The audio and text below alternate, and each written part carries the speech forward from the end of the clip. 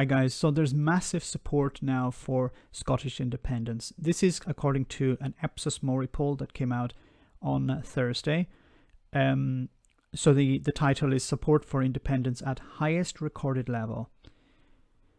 So we're seeing here 58% yes, 42% no. So the subtitle, if a referendum were held tomorrow about Scotland's constitutional future, how would you vote in response to the following question? Should Scotland be an independent country? And as you can see, 58% said yes, according to how likely to vote and expressing a voting intention.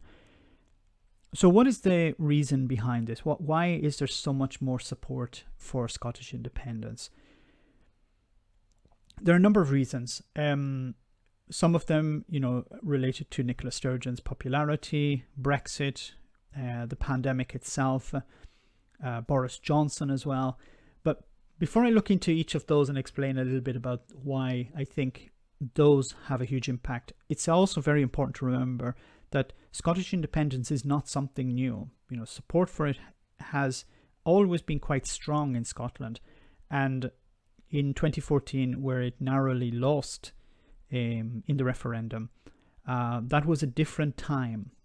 And since that day, support for Scottish independence has continually grown. Now, certain catalysts have pushed it over 50%. And let's have a look at some of those. So the first one I want to talk about, of course, is Nicola Sturgeon. So Nicola Sturgeon has a huge approval rating. Let's just look at her in comparison to other leaders. So the first, of course, is Boris Johnson. The dissatisfaction, it's almost, not news, but Boris Johnson's dissatisfaction rate is 76%. Don't know, 5%. I don't know who doesn't know if they're satisfied with Boris Johnson or not. Maybe it's Boris Johnson himself. And satisfaction, 19%, which is a net of minus 58%. So Boris Johnson's approval rating is minus 58%. Now, the leader of the opposition, who, of course, Keir Starmer hasn't been in his position for a long time, his dissatisfaction rate, you can see here, is 27%. Don't know, 29%, because I think he's still quite green. He hasn't had a chance really to demonstrate his abilities. Normally people within, political junkies like myself, people within the political bubble, have already come to their conclusions about Keir Starmer, but the general public have not yet. So his the satisfaction rate with him is 44%.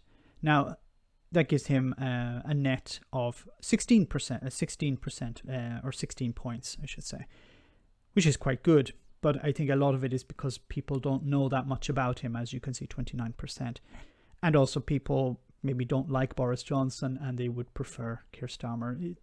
Keir Starmer doesn't exist in a vacuum. Okay, he's always generally compared with Boris Johnson.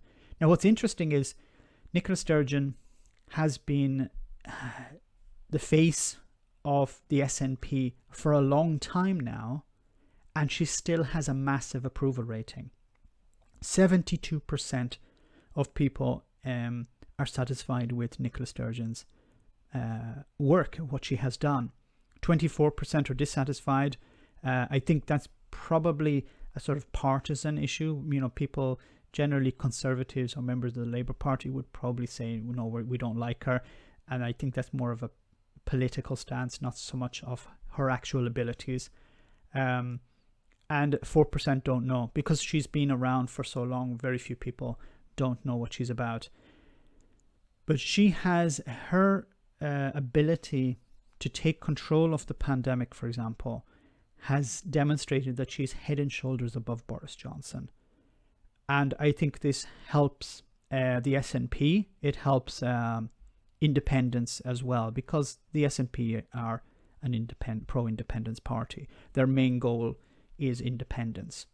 Everything that they do is driving towards independence.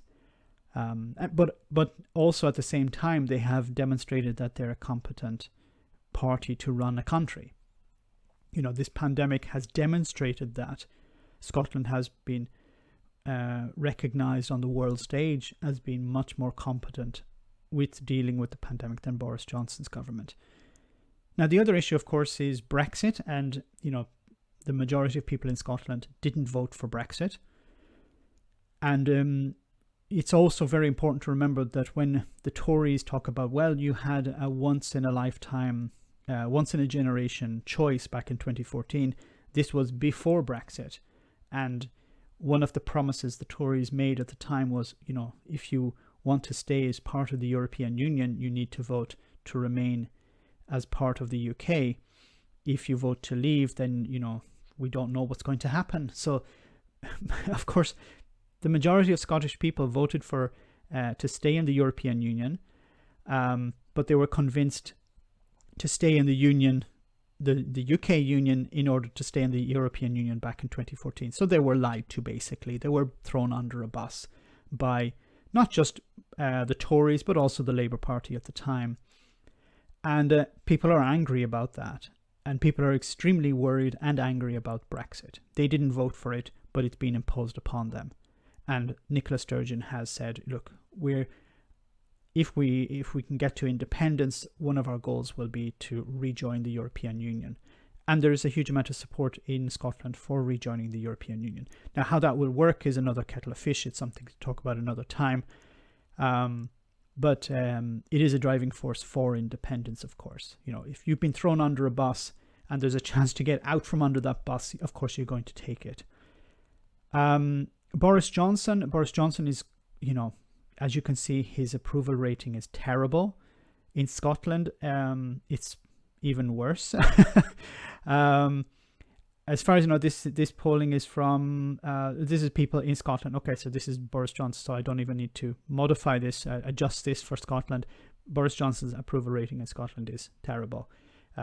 He's basically, when he needs to go there to promote the union, he needs to be smuggled in under the cover of darkness and stay in an unidentified location within a fortress of, a Tory constituency, which is basically a fortress to protect him from the outside world, protect him from the barbarians in the Highlands.